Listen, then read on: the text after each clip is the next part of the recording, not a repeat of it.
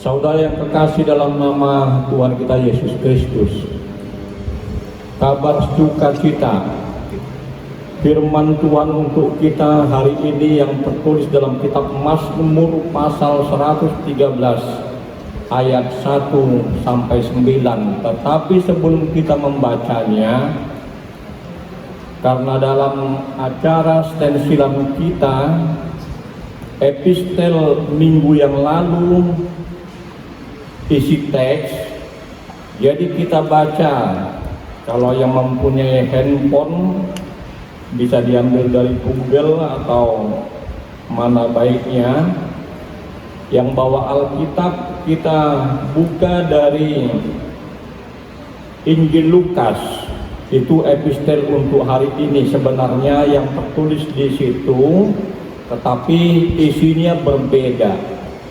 Biar kita baca untuk menyempurnakan ibadah kita hari ini. Lukas pasal 16 ayat 1 sampai 13. Jadi yang kita baca tadi sebagaimana dikatakan liturgis itu Lukas 15, supaya enggak terjadi kesalahpahaman. Oleh karena itu kita baca secara responsoria epistel hari ini Lukas 16 ayat 1 sampai ayat 13.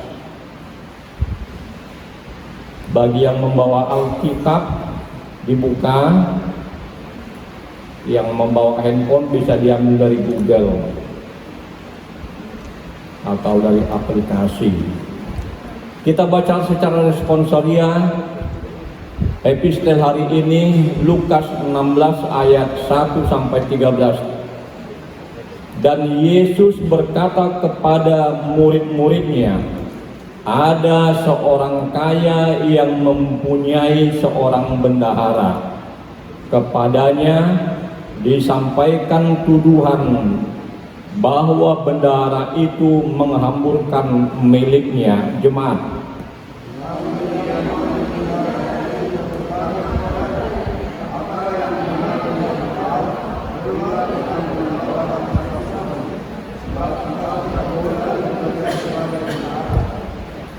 Kata bendahara itu di dalam hatinya, apakah yang harus aku perbuat?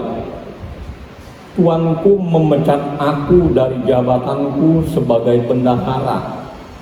Mencangkul aku tidak dapat, mengemis aku malu.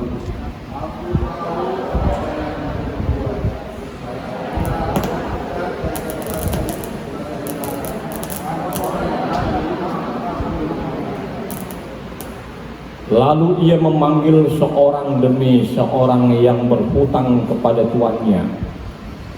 Katanya kepada yang pertama, berapakah hutangmu kepada tuanku?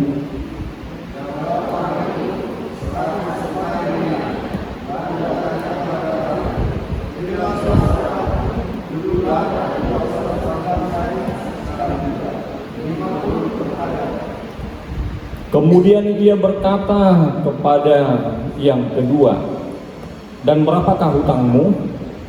Jawab orang itu, 100 pikul gandum. Katanya kepada orang itu, inilah surat hutangmu. Buatlah surat hutang lain 80 pikul.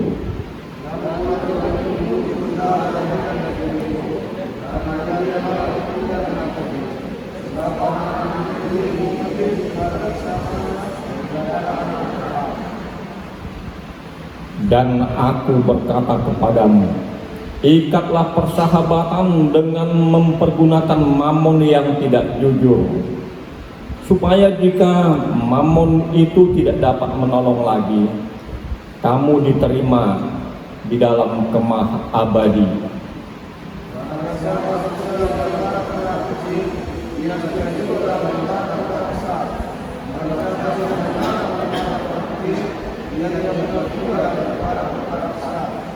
Jadi, jikalau kamu tidak setia dalam hal mamon yang tidak jujur, siapakah yang akan mempercayakan kepadamu harta yang sesungguhnya?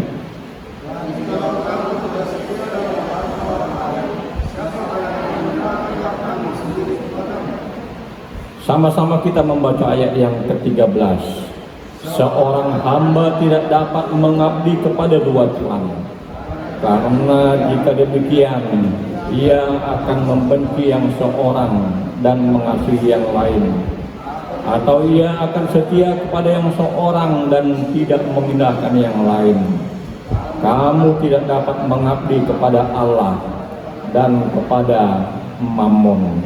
Demikian epistel untuk kita hari ini. Saya akan baca kabar sukacita untuk kita minggu ini. Mazmur 113 ayat 1 sampai ayat yang ke-9. Haleluya. Pujilah hamba-hamba Tuhan. Pujilah hai hamba-hamba Tuhan. Pujilah nama Tuhan. Kiranya nama Tuhan dimasyhurkan sekarang ini dan selama-lamanya. Dari terbitnya sampai kepada terbenamnya matahari, terpujilah nama Tuhan. Tuhan tinggi mengatasi segala bangsa. Kemuliaannya mengatasi langit. Siapakah seperti Tuhan Allah kita, yang diam di tempat yang tinggi, yang merendahkan diri untuk melihat ke langit dan ke bumi. Ia menegakkan orang yang hina dari dalam debu dan mengangkat orang yang miskin dari lumpur, untuk mendudukkan dia bersama-sama dengan para bangsawan, bersama-sama dengan para bangsawan bangsanya. Ia mendudukkan perempuan yang mandul di rumah sebagai ibu anak-anak, penuh sukacita. Haleluya. Demikian pembacaan firman Tuhan sesuai dengan topik minggu, Allah meninggikan atau menegakkan orang yang hina. Sama-sama kita membaca ayat yang ke-7, 3 ya. Ia menegakkan orang yang hina dari debu dan mengangkat orang yang miskin dari lumpur. Saudara yang terkasih, dalam nama Tuhan kita Yesus Kristus, tidak ada di antara kita yang mempunyai cita-cita menjadi sengsara di dalam kehidupan ini. Secara jujur, kalau kita bertanya satu dengan satu, curhat, semua kita ingin menjadi orang yang kaya raya, minimal orang yang sejahtera. Sehingga ada orang yang merasa iri karena melihat seorang yang kaya raya, mempunyai karyawan banyak, mempunyai harta yang banyak, melihat anggotanya yang begitu mesra, suami istri, bekerja sebagai tukang kebun dan yang lain sebagai cleaning service, istilah sekarang. Kenapa tuannya iri? Karena dia melihat suami istri yang sebagai karyawan bekerja setiap hari, berangkat bersama-sama, makan bersama, pulang bersama, di rumah juga bersama, beribadah juga bersama-sama.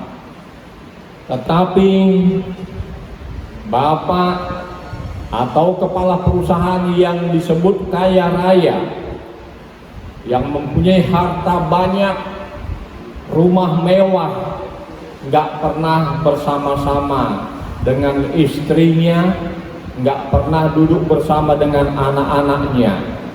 Kadangkala hari minggu juga tersita oleh karena pekerjaan atau mengawasi karyawannya. Sehingga apa yang dikatakan tuannya kepada karyawannya, Saudaraku, karyawan yang setia, begitu enak engkau hidup bersama-sama. Walaupun aku kaya raya, aku merasa iri dengan rumah tanggamu. Setiap hari ku perhatikan, walaupun pakai kereta motor, kamu duduk bersama dengan suami istri. Kadangkala suami yang membonceng, kadangkala si istri yang membonceng. Entah multifungsi, itulah kira-kira yang terjadi. Karena suaminya kurang sehat, ya nggak apa-apa, duduk-duduk di kantor juga nggak apa-apa, mencabut 2-3 rumput, membersihkan entah sampah yang berserakan, ada itu maknanya. Itulah yang terjadi setiap hari, setiap saat bagi keluarga karyawan. Yang satu, kalau dikatakan zaman sekarang underhood, tukang kebun, yang satu cleaning service yang membersihkan rumah dan seisinya perkantoran. Begitu sejahtera, begitu aman. Dia juga bertanya, bagaimana dengan anak-anakmu di rumah, di sekolah?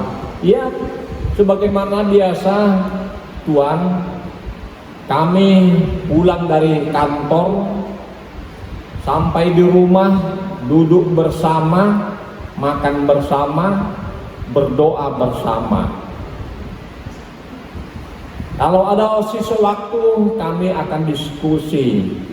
Ada keluhanmu di sekolah, kalau kami tadi di kantor ada bonus sedikit, tapi ya itulah yang harus kita syukuri. Mereka mengatakan apa adanya.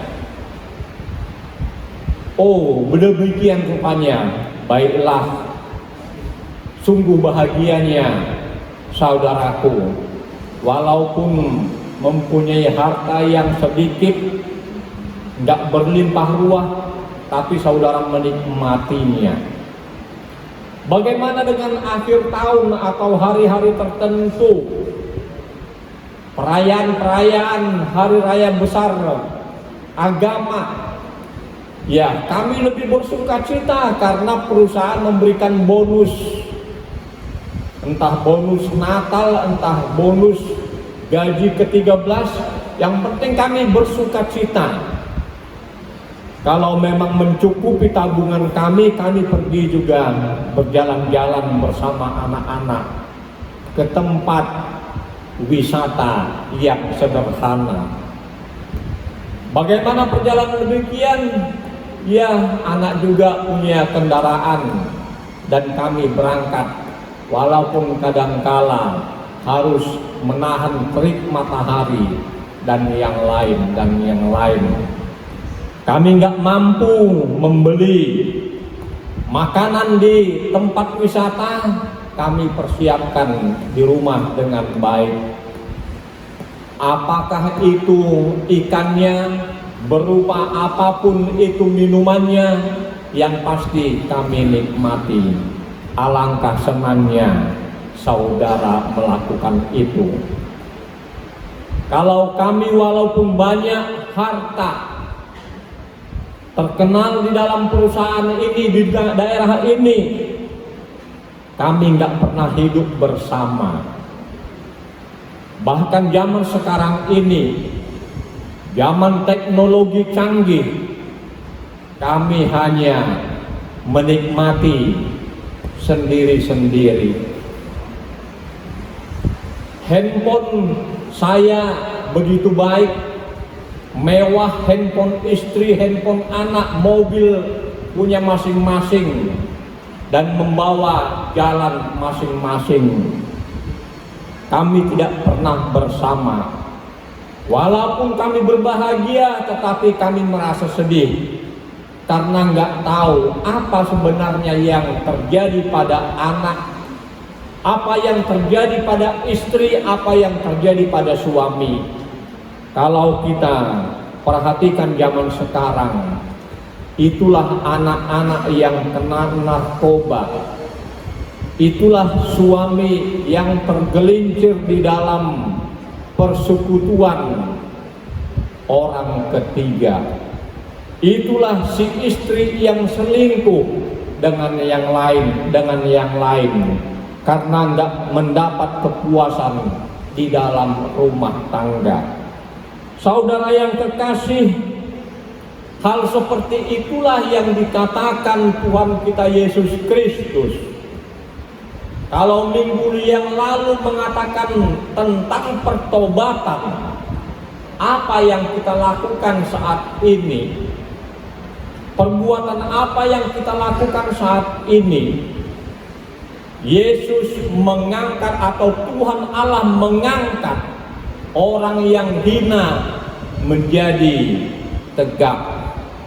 Kalau kita perhatikan dalam sejarah perjalanan bangsa Israel yang kita kenal agama Israel kuno. Apa itu agama Israel kuno? Itu Abraham masih belum punya agama, Ishak dan Yakub juga belum punya agama, tetapi anak-anak Yakub yang disebut Israel, Yehuda, Yahudi, itulah muncul nama Israel sewaktu Yakub bergumul di pinggir sungai Yabok. Yakub mengatakan kepada Tuhan melalui malaikatnya, Teofani, saya tidak akan melepaskan engkau sebelum engkau memberkati aku. Akhirnya Yakub mengatakan, atau malaikat Tuhan mengatakan kepada Yakub, namamu bukan lagi Yakub tetapi Israel, yang artinya diberkati. Itulah yang kita ketahui kalau kita bergumul dengan Tuhan, meminta berkat yang sempurna, nggak mau melepaskan. Aku tidak akan melepaskan engkau sebelum engkau memberkati aku. Berkat pada waktu itu yang diterima oleh Yakub sangat menyakitkan, karena pangkal pahanya dipegang oleh malaikat Tuhan, sehingga Yakub pincang untuk menemui abangnya Esau. Tetapi hal yang demikian bukan merasa Yakub itu menderita, dia bersukacita. Itulah yang kita lihat saat ini. Itulah yang mau kita dengar, yang mau kita camkan saat ini. Raja Daud, keturunan Isai, keturunan Yakub, benang merah orang-orang percaya dari Abraham, Ishak dan Yakub. Yakub memperanakkan Israel, ke-12 suku. Di situ Allah memberkati Yakub. Sampai pada waktu firman ini ditulis oleh Raja Daud, dia berkata, haleluya, pujilah hai hamba-hamba Tuhan, pujilah nama Tuhan. Hamba dikatakan di sini bukan budak, bukan pembantu, tetapi hamba yang dikatakan adalah Ebed Yahweh, sahabat Allah. Bukan hanya sekedar sahabat, tetapi menjadi anak Allah. Kalau dikatakan anak Allah, itulah bangsa yang diberkati, bangsa yang menjadi ahli waris. Itulah orang-orang percaya, saudara yang kekasih. Raja Daud yang mengatakan pada ayat yang kedua, sama-sama kita membaca tiga ya. Kiranya nama Tuhan dimasyhurkan sekarang ini dan selama-lamanya. Dari terbitnya matahari sampai tenggelamnya.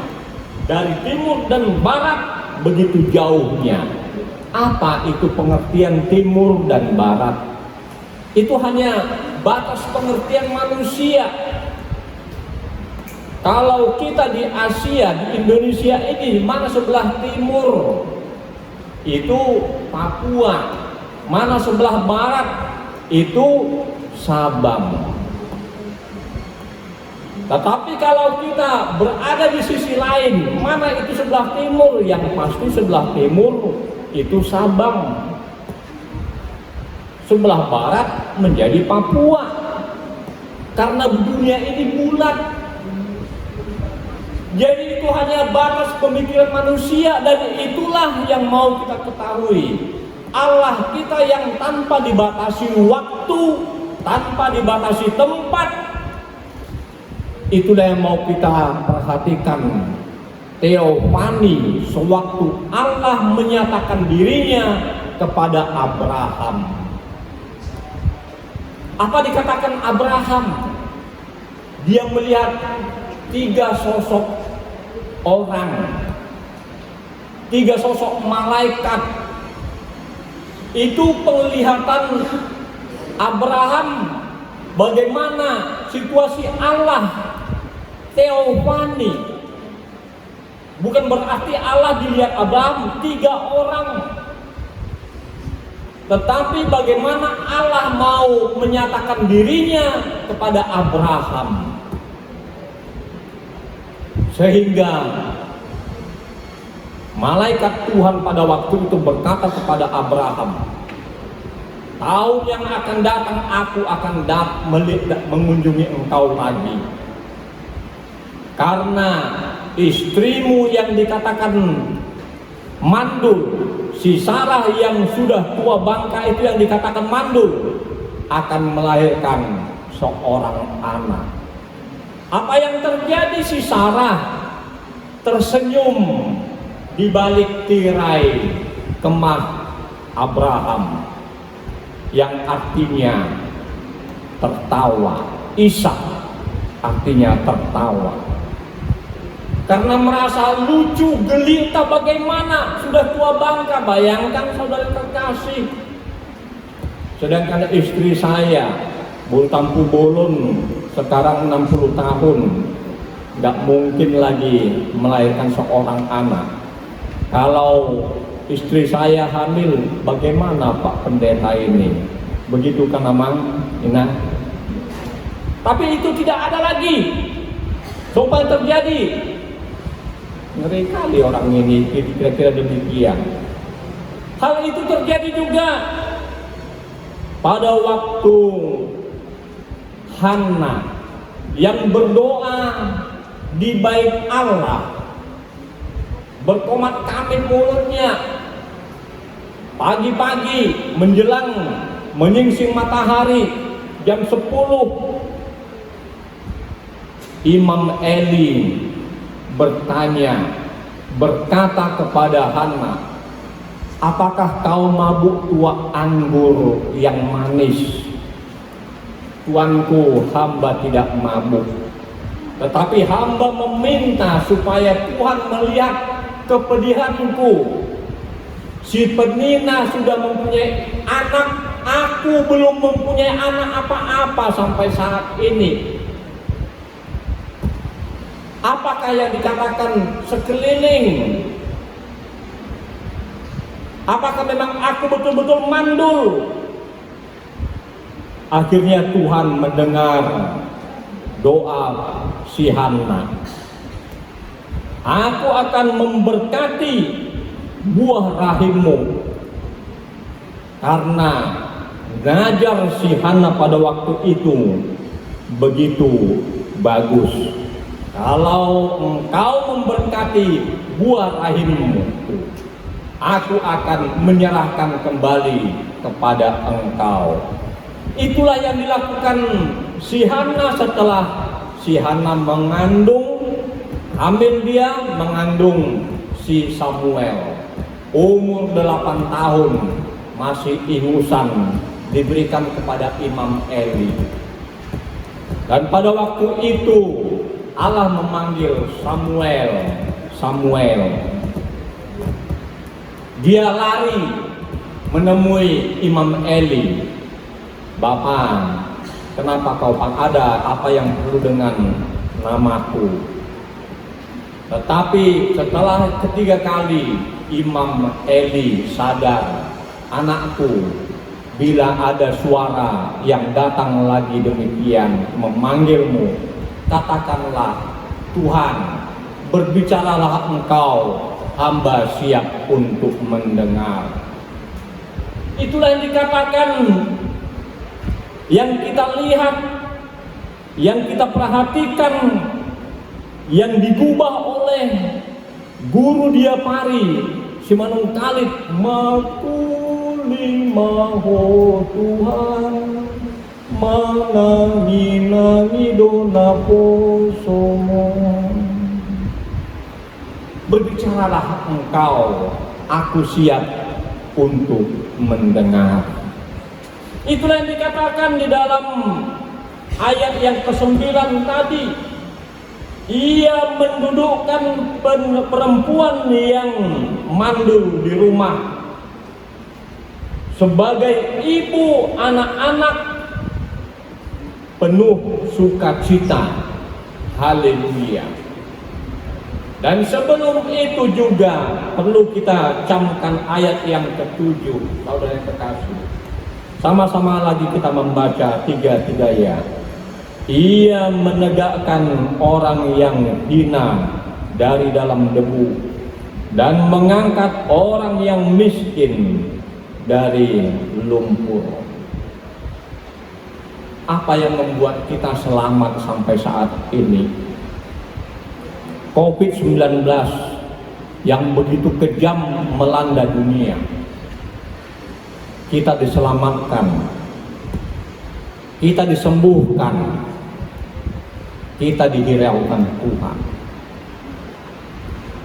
HKBP Wahidin Baru, warga gereja yang saat ini, orang-orang percaya saat ini, nggak perlu kita ngomong sana, ngomong sini.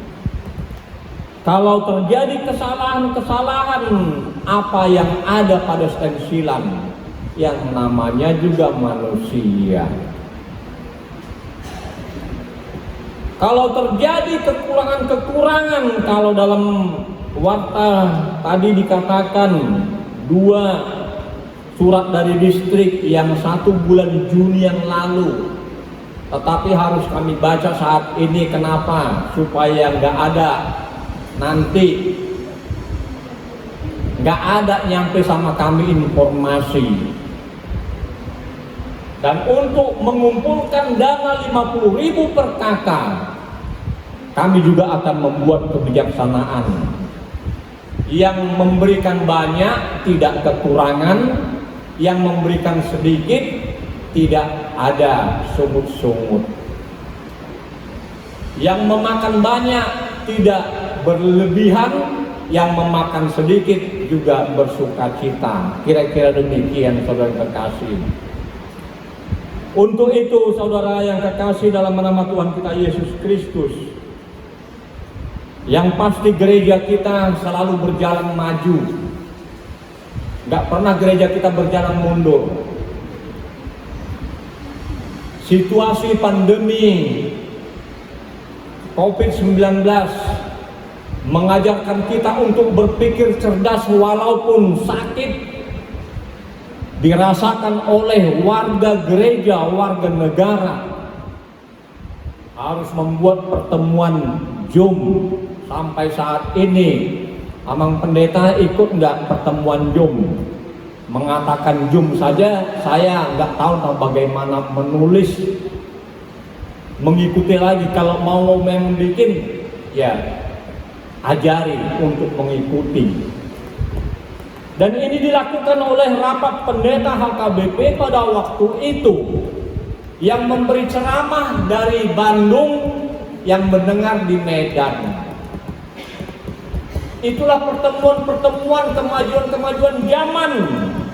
Hal ini, saudara yang terkasih, diawali dengan terpilihnya presiden kita yang kedua kali, yang mengangkat Menteri Pendidikan dan Kebudayaan.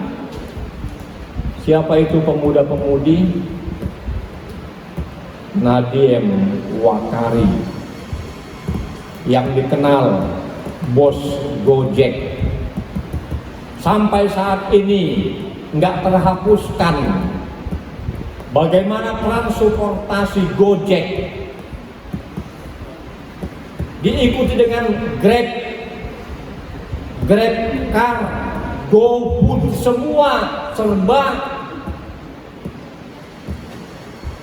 Kalau kita nggak bisa mengikuti, ketinggalan zaman, saudara-saudara yang kekasih.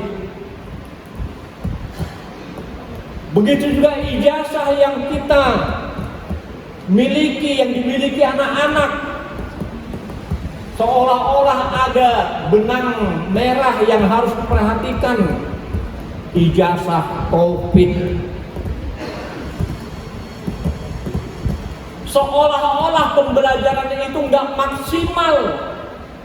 Kalau memang kita hanya mengandalkan otak kita, kalau tanda kutip itu dogol, bodoh, kita akan tertinggal. Zaman dulu tinggal landas, sudah lewat, saudara yang terkasih.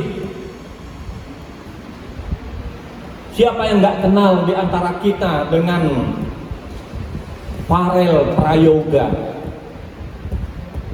Begitu viral, hanya menyanyikan satu buah lagu, ojo dibanding-bandingkan. Jangan dibanding-bandingkan yang satu dengan yang lain. Jangan dia ada persaingan, tetapi harus bersaing, saudara yang kekasih. Itulah harkat. Bagaimana cara Tuhan mengangkat orang yang kecil. Selama ini Pharrell Prayoga, seorang pengamen di lampu merah, di tempat-tempat terhina, sekarang menjadi terkenal. Orang berebutan untuk mendapatkan keuntungan dari situ. Itulah yang perlu kita ketahui, yakini, mengimani Allah Bapa di sorga dalam Yesus Kristus yang saat ini mengangkat kita, mengangkat orang-orang yang percaya. Untuk itu saudara yang kekasih, sebagaimana firman Tuhan yang tidak berubah, sudah kita nyanyikan, firman Tuhan tidak berubah hari ini, besok, sampai selama-lamanya. Kalau kita percaya, sebagaimana bendahara yang tidak jujur tadi, walaupun dia dipecat, tapi dia punya ide menjalin persahabatan. Itulah yang dikehendaki, enggak buntu, enggak kehilangan akal. Bukan berarti Yesus menyetujui perbuatan bendahara yang tidak jujur. Ketidakjujuran itu harus dipotong. Cara berpikirnya itu yang diangkat. Membuat persahabatan sehingga Yesus berkata, bila kita tidak setia dengan perkara yang kecil, bagaimana perkara yang besar akan diberikan? Yang terakhir, saudara yang kekasih, firman Tuhan mengingatkan kepada kita dalam satu persekutuan di suatu tempat, bagaimana supaya menginspirasi orang-orang dapat berbuat baik di dalam lingkungan kehidupannya. Kita harus menjadi garam dan terang dunia. Kita harus menjadi